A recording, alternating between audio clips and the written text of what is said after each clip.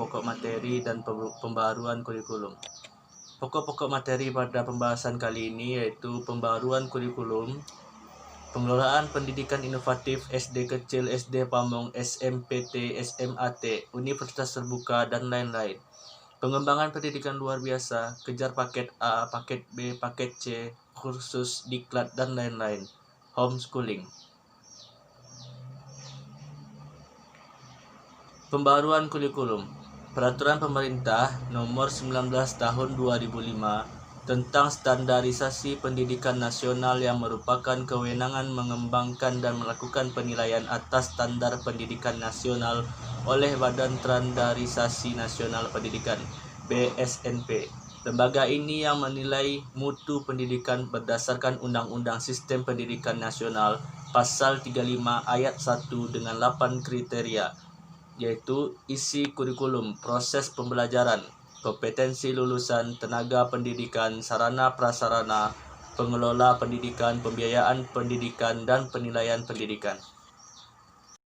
Baiklah, saya akan membacakan mengenai materi selanjutnya. Yang A yaitu dimensi penyikapan dalam perubahan kurikulum. Keberhasilan perubahan kurikulum baru mensyaratkan tenaga pendidik terlibat dalam rangkaian proses yang berbeda. Nah, keterlibatan tenaga pendidik dalam proses perubahan kurikulum berhenti pada 4 muara proses, yakni yang pertama yaitu visi yang diberbagikan atau yang dikenal dengan nama Esser Vision.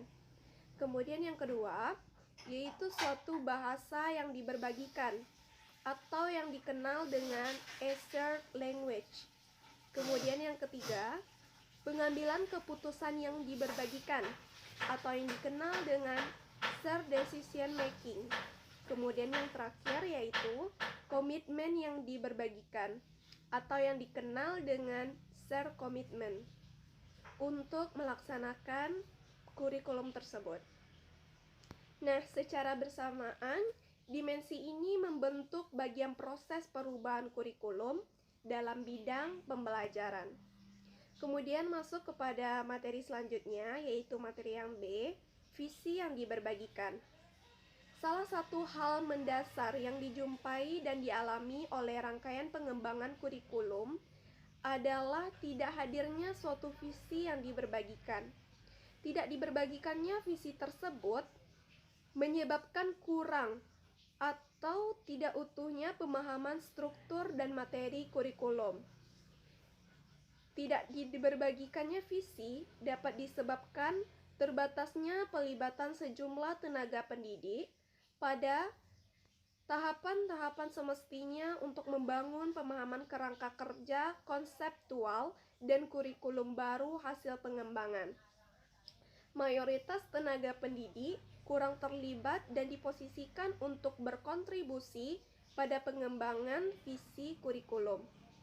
Nah, tidak diberbagikannya visi dapat memberikan pengaruh pada kurangnya atau dangkalnya pengetahuan dan pemahaman untuk menerjemahkan dan merumuskan silabus atau rancangan pembelajaran sebagaimana yang disyaratkan kurikulum tersebut. Baiklah, materi selanjutnya yaitu pengelolaan pendidikan inovatif. Sumber daya pengelola pendidikan bukan hanya seorang guru atau kepala sekolah, melainkan sumber daya yang secara langsung terlibat dalam pengelolaan suatu satuan pendidikan. Rendahnya mutu dari SDM pengelola pendidikan secara praktis tentu dapat menghambat keberlangsungan proses pendidikan yang berkualitas, sehingga adaptasi dan sinkronisasi terhadap berbagai program peningkatan kualitas pendidikan juga akan berjalan lamban. Dengan memahami kerangka dasar penyelenggaraan pendidikan nasional yang berlandaskan sekulerisme, maka standar pengelolaan pendidikan secara nasional pun akan sejalan dengan sekulerisme tersebut.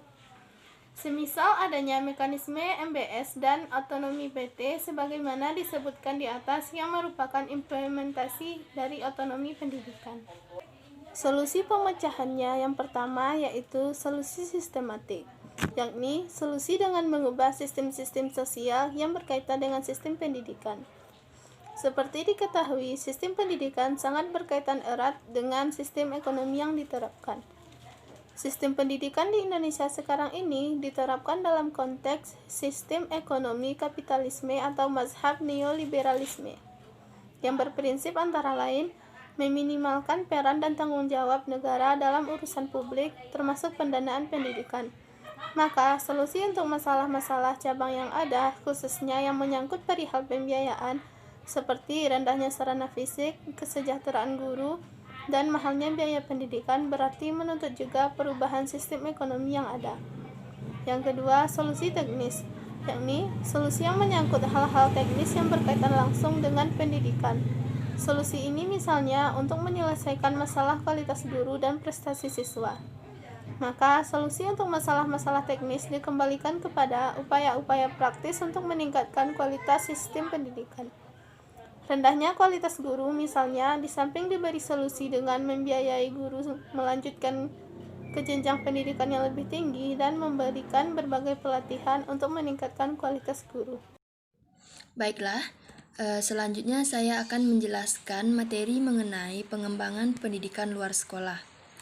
Menurut Undang-Undang Sistem Pendidikan Nasional, pendidikan kesetaraan adalah program pendidikan non-formal yang menyelenggarakan pendidikan umum setara dengan SD atau MI, SMP atau MTS, dan SMA atau MA yang mencakup program paket A, paket B, dan paket C.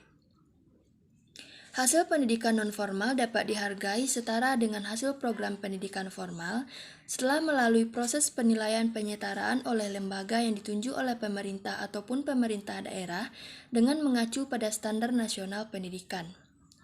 Setiap peserta didik yang lulus ujian kesetaraan paket A, paket B, ataupun paket C mempunyai hak eligibilitas yang sama dan setara dengan pemegang ijazah SD, SMP, ataupun SMA untuk dapat mendaftar pada satuan pendidikan yang lebih tinggi. Status kelulusan paket C mempunyai hak yang sama dengan lulusan pendidikan formal dalam memasuki dunia pekerjaan. Pendidikan kesetaraan juga dapat diartikan salah satu jenis pendidikan non-formal yang berstruktur dan berjenjang, memberikan kompetensi minimal bidang akademik, dan memiliki kompetensi kecakapan hidup. Homeschooling. Homeschooling adalah model alternatif belajar selain di sekolah. Tak ada sebuah definisi tunggal mengenai homeschooling. Selain homeschooling, ada istilah home education atau home-based learning yang digunakan untuk maksud yang kurang lebih sama. Salah satu pengertian umum homeschooling adalah sebuah keluarga yang memilih untuk bertanggung jawab sendiri atas pendidikan anak-anak dan mendidik anaknya dengan berbasis rumah. Pada homeschooling, orang tua bertanggung jawab sepenuhnya atas proses pendidikan anak. Sementara pada sekolah reguler, tanggung jawab itu didelegasikan kepada guru dan sistem sekolah. Sesuai namanya, proses homeschooling memang berpusat di rumah. Tetapi, proses homeschooling umumnya tidak hanya mengambil lokasi di rumah. Para orang tua homeschooling dapat menggunakan sarana apa saja dan di mana saja untuk pendidikan homeschooling anaknya. Sekian, terima kasih.